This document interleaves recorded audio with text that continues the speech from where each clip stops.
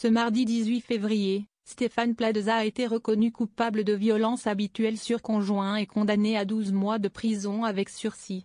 L'animateur de M6, qui conteste les faits, a décidé de faire appel. Ses avocats dénoncent une décision injuste et assurent qu'ils iront jusqu'au bout des recours judiciaires. Une enquête publiée par Mediapart, en septembre 2023, a dévoilé que 2 ex-compagnes de Stéphane Plaza l'accusaient d'humiliation physique, de violence conjugale et psychologique. Placé sous contrôle judiciaire, l'agent immobilier et animateur devait être jugé mercredi 28 août dernier par la 10e chambre du tribunal correctionnel de Paris pour violence conjugale.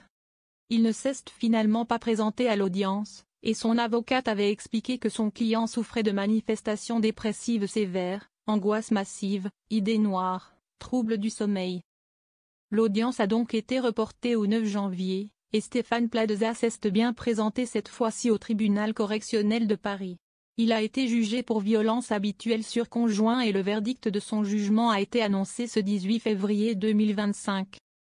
Stéphane Plaza condamné.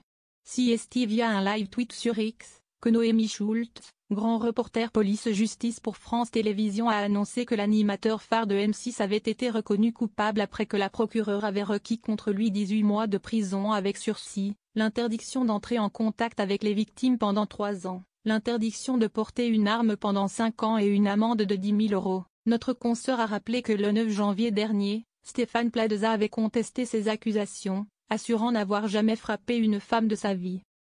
Et de préciser, quant aux gestes brusques qu'il avait pu avoir, Stéphane Plaza les avait mis sur le compte de sa maladie, la dyspraxie, et d'une forme de maladresse. Je ne mesure pas ma force.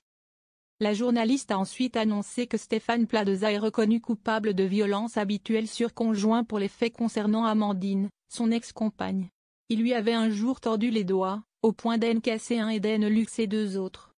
Pour cela, l'animateur a été condamné à 12 mois de prison avec sursis et l'interdiction d'entrer en contact avec Amandine pendant 3 ans.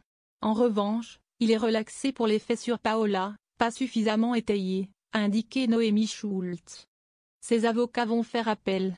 Suite à l'annonce de sa condamnation, Hélène Plumet, avocate de l'animateur, a annoncé à BFM TV qu'elle comptait faire appel.